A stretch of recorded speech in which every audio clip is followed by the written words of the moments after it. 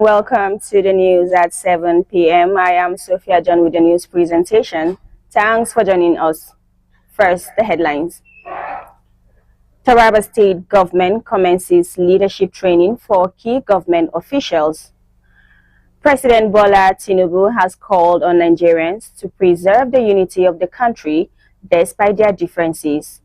Plus, Nigerian Army has opened applications for the short service. Now the news info.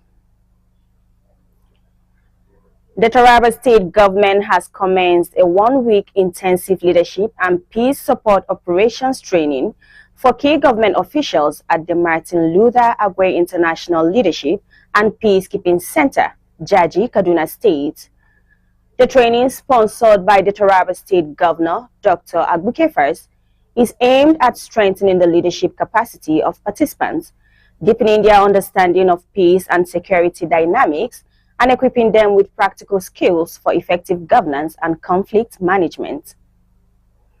Participants include members of the Taraba State House of Assembly, chairmen of the 16 local government areas, members of the Taraba State Independent Electoral Commission, SIEC, officials of the Taraba State Bureau for Local Government and Chieftaincy Affairs, as well as political advisors to the state government. The program forms part of the KFAS administration's broader commitment to continuous capacity building and professional development within the public sector. Speaking on the initiative, the Chief of Staff to the Governor, J.G. Williams, said the training reflects the administration's determination to build strong, responsive, and capable institutions that can effectively meet the aspirations of the people of Taraba State. He added that investing in the capacity of public officials remain critical to promoting responsible leadership, strengthening governance structures, and fostering sustainable peace and development across the state. A legal practitioner, Simon Emmanuel Waba, made the call in an interview. I beg your pardon. Young people have been called upon to desist from jungle justice. A legal practitioner, Simon Emmanuel Waba, made the call in an interview with our reporter in Jalingo. The legal practitioner described jungle justice and mob killing or lynching of suspects without trials as illegal and against the suspect's human rights. Waba attributed perceived corruption, delays in the judicial process, and lack of confidence in the justice system as some factors contributing to jungle justice.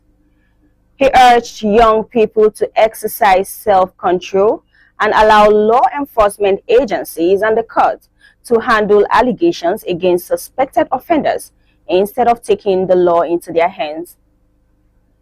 Waba called on the government to ensure that individuals involved in jungle justice are prosecuted and the empowerment of law enforcement agencies to enable them respond swiftly to emergencies and prevent mob actions. Moving on to national affairs.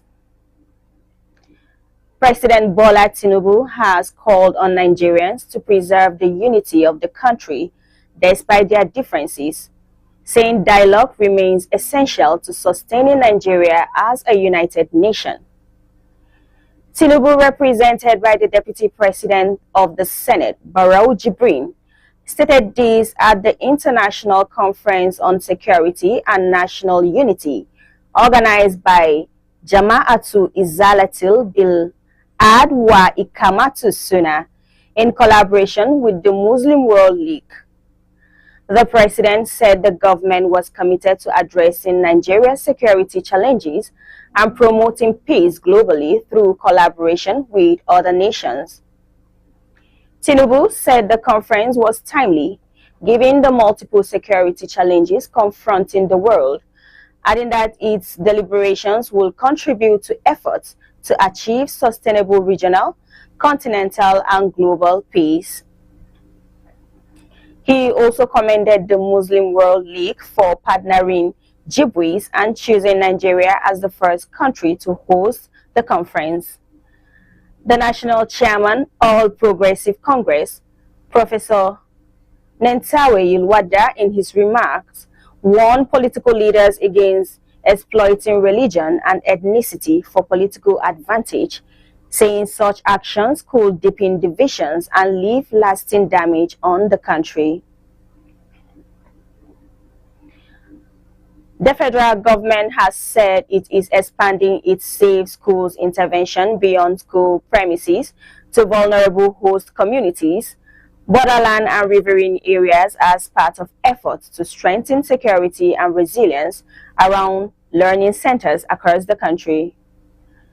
The national coordinator of the Safe School Initiative Nigeria, Halima Ibrahim, disclosed this in Jos Plateau State while speaking at the 4th National Camp of Man O' War Nigeria held at the Citizenship and Leadership Training Center, CLTC, Mountain School, Sherry Hills, Jos Plateau State. Ibrahim said the strategy was designed to address school security holistically by strengthening the communities where schools are located, stressing that school safety could not be achieved without securing the wider environment. According to her, the Safe Schools plan was launched by the federal government in 2022, while full implementation of the national plan on financing safe schools commenced in 2023. Ibrahim disclosed that mapping of schools and communities was being undertaken with the initial strategy in Plateau State, focusing on the 3 senatorial zones. She explained that the exercise was not limited to school communities, but was aimed at strengthening the resilience of the entire host communities. Women and youth from 4 local government areas of Katsina State have commenced a 4-day training aimed at strengthening their capacity to prevent conflicts, resolve disputes, and manage community resources amid growing pressure over land, water, and other shared resources. The training, which began in Katsina, is being organized under the European Union funded Conflict Prevention, Crisis Response and Resilience Program, implemented by the International Organization for Migration, Mercy Corps, and the Center for Democracy and Development.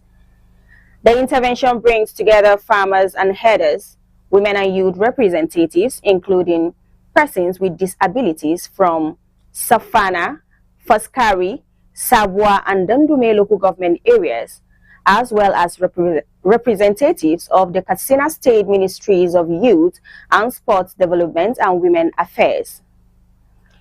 Speaking during the training, Senior Program Manager of Mercy Corps, Philip Ikita, said the approach was designed to move communities away from confrontation and towards identifying common interests that could provide a basis for peaceful settlement of disputes. He noted that women, who are often directly affected by community conflicts but remain underrepresented in formal peace processes, needed practical negotiation skills to participate more effectively in conflict prevention and resolution. Nigeria's investment in digital and creative enterprises program is targeting the shortage of capital available to creative businesses as the federal government seeks to build a financing system around the country's growing creative economy. The national coordinator of IDICE, Ife Adebayo, said Nigeria had abundant creative talent but lacked the capital, skills, infrastructure, and systems needed to turn that talent into sustainable businesses. The IDICE program is an FG initiative implemented by the Bank of Industry to support the technology and creative sectors through skills development, enterprise support, and access to finance. Adebayo said the program was designed to give creators a path from skill development to enterprise and financing, rather than treating government support as a one-off intervention. The fund is expected to invest through venture capital and micro-venture capital funds focused on technology and creative businesses, rather than providing all the funding directly to individual companies.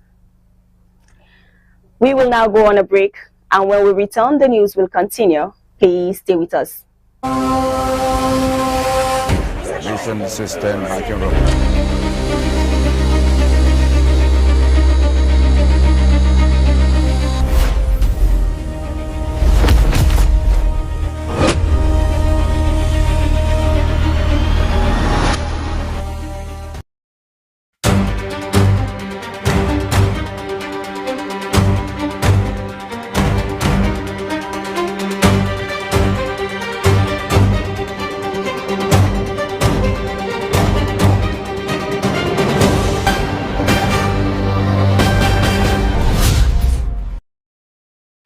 Welcome back.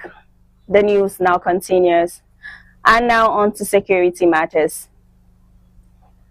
The Nigerian Army has opened applications for the Short Service Combatant Commission course 50/2027 for qualified civilians and serving military personnel.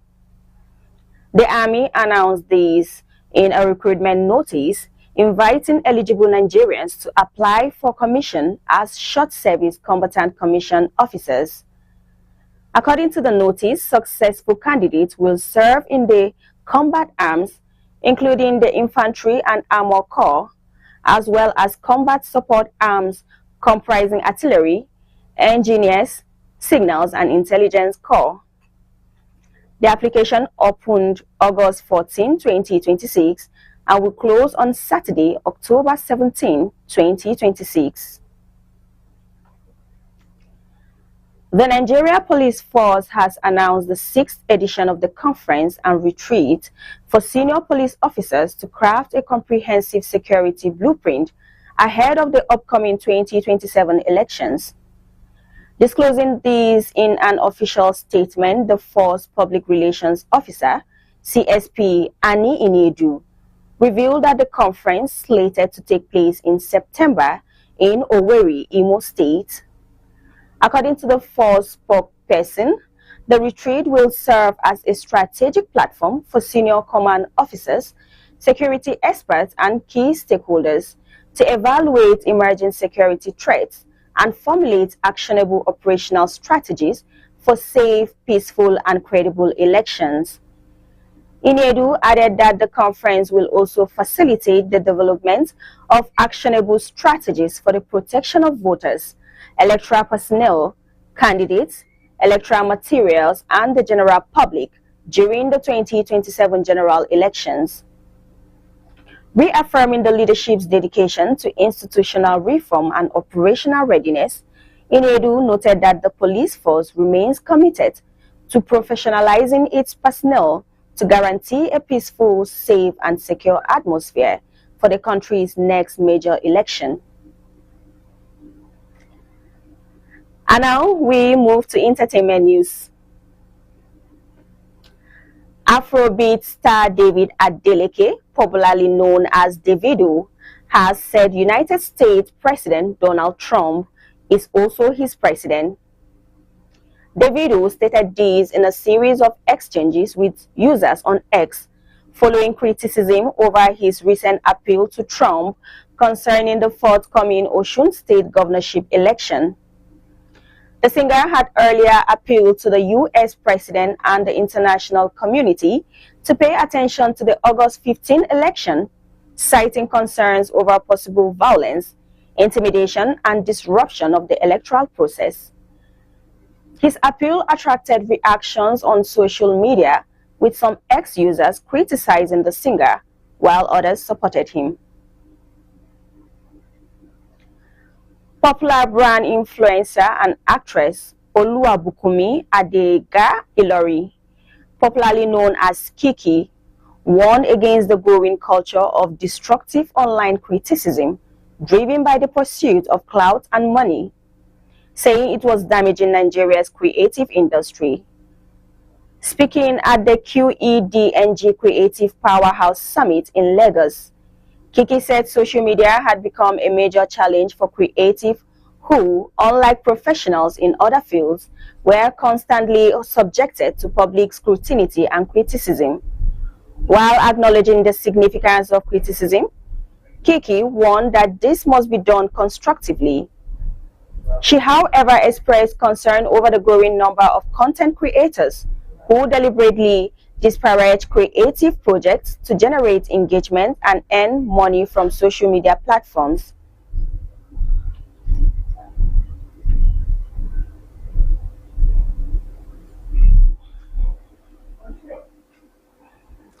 And now we move on to sports.